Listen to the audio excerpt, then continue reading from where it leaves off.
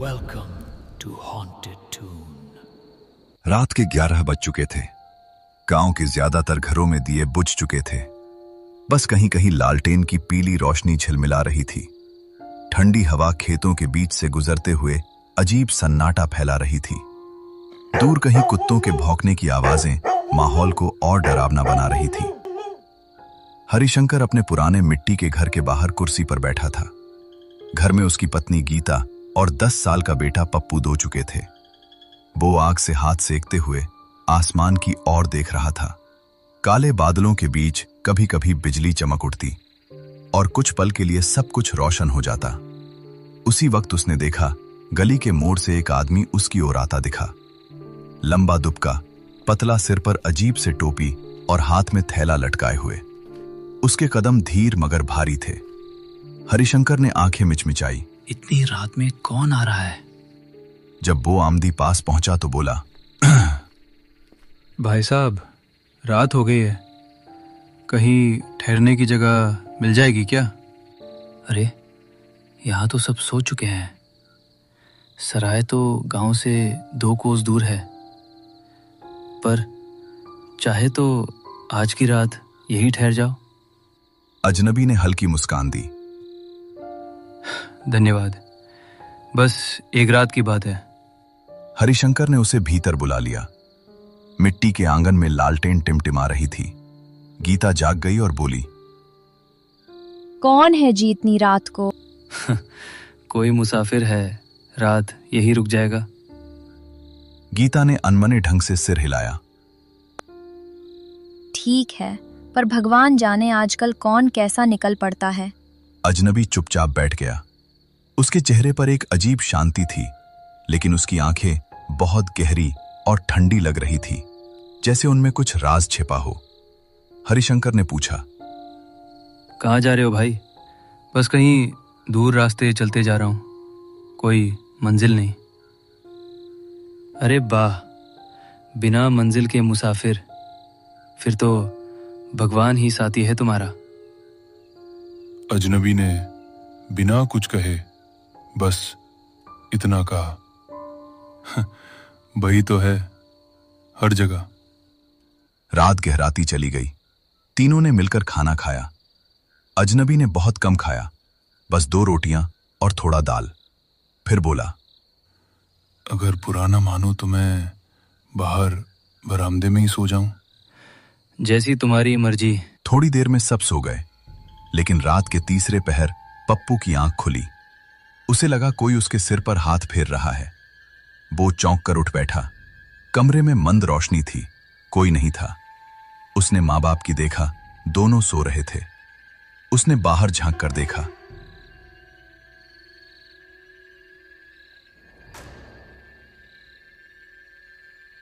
अजनबी चारपाई पर लेटा था, पर उसकी आंखें खुली थी। वो सीधा छत की ओर देख रहा था, बिना पलक झपकाए। पप्पू डर गया। उसने सिर चादर में छुपा लिया।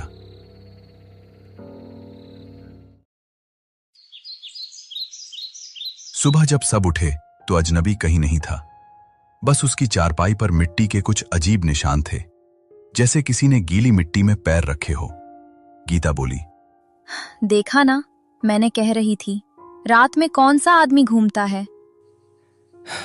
अरे शायद सुबह सुबह निकल गया होगा।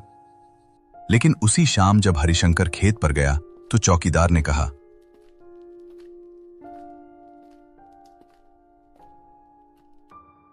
कल रात तालाब के पास किसी अजनबी की लाश मिली है। पुलिस आई थी सुबह, कोई पहचान नहीं मिली। कैसी लाश?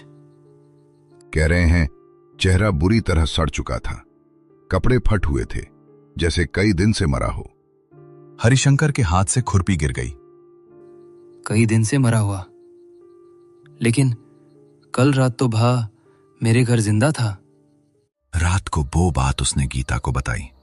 दोनों के चेहरे का रंग उड़ गया। कहीं वो उसकी आत्मा तो नहीं थी? हरिशंकर ने कुछ नहीं कहा, बस चुपचाप दीवार की ओर देखने लगा। लेकिन उसी पल दरवाजे पर दस्तक हुई।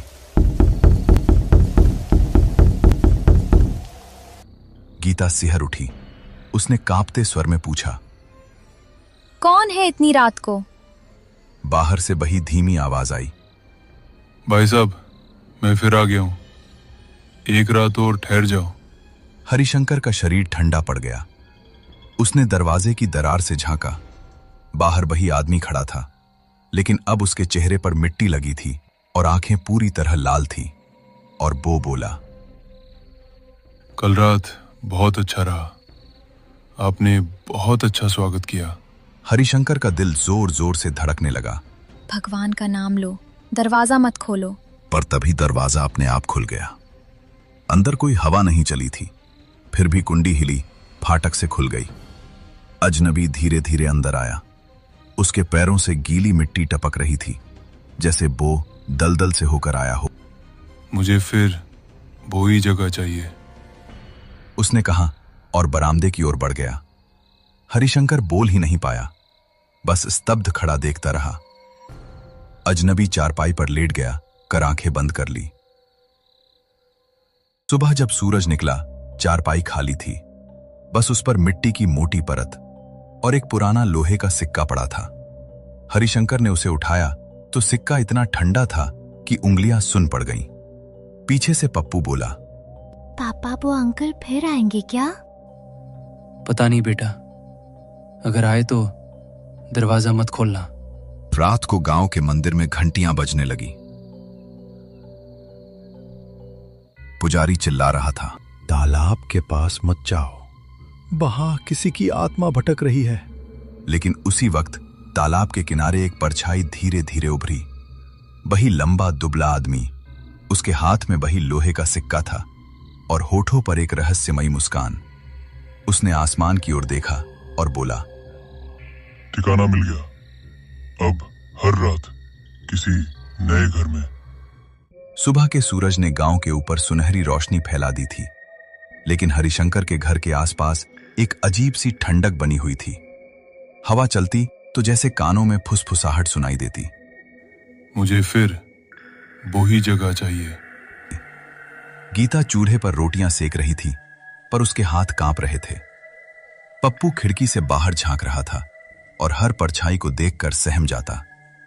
रात की वही घटना, दरवाजा अपने आप खुल जाना, अजनबी का फिर लौट आना, सब कुछ जैसे किसी बुरे सपने की तरह दिमाग में घूम रहा था। हरिशंकर खेत पर जाने की तैयारी कर रहा था, पर उसके पांव बार बार ठिठक जाते। कहीं वो फिर ना आ जाए।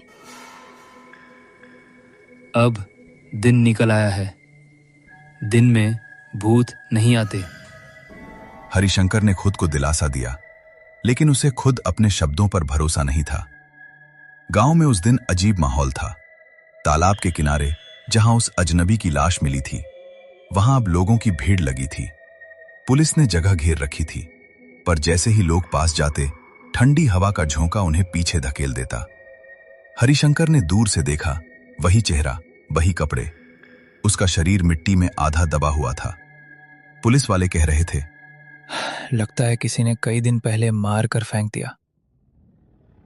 हरिशंकर का गला सूख गया। लेकिन अगर ये मरा हुआ है तो कल रात मेरे घर कौन आया था? मुझे फिर वो ही जगह चाहिए। उसने सिर झटका, पर आवाज नहीं रुकी।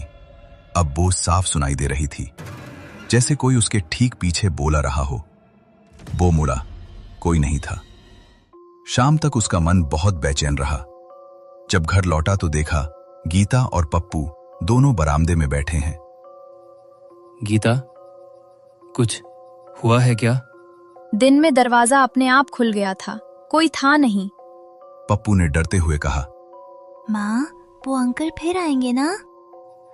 चुप, वो कोई अंकल नहीं थे, वो कुछ और थे।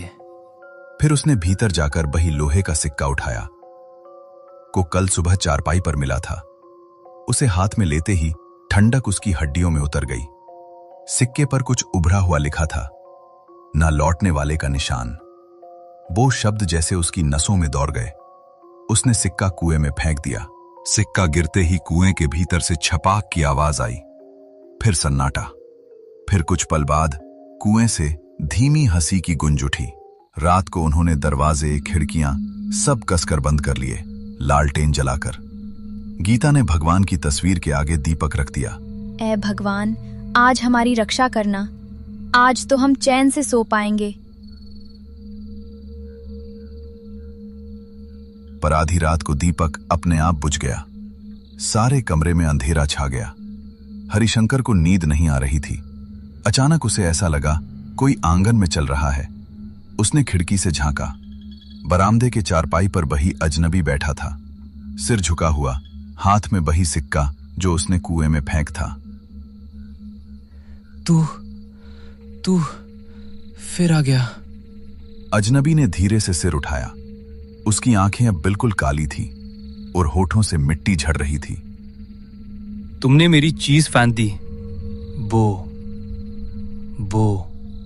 तुम्हारा सिक्का मेरा निशान था।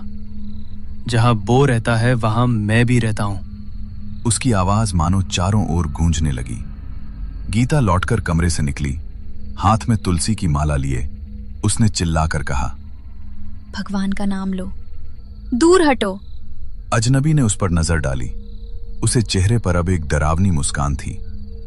तुम्हारे भगवान यहां नहीं आते। और वो धीरे धीरे धुंध में बदल गया। अगली सुबह गांव वाले इकट्ठा हुए। हरिशंकर ने सारी बात बताई, पर किसी ने विश्वास नहीं किया। भूत भूत कुछ नहीं होते, तुम लोगों को वहम हुआ है। पंडित हरिप्रसाद ने कहा। नहीं बेटा, ये जगह अब अपवित्र हो चुकी है। जिस आत्मा को शांति नहीं मिली वो बार बार लौटती है। तो क्या करे बाबा? आज रात हम सबको मिलकर गांव में पूजा करनी होगी। उस आत्मा को मुक्ति देने की कोशिश करेंगे। रात को गांव के 4 आदमी आए, मंदिर से घंटियां, मंत्र और धूप की खुशबू लेकर। घर के आंगन में बेसब जमा हुए। पंडित ने कहा, किसी भी हालत में लालटेन मत बुझने देना।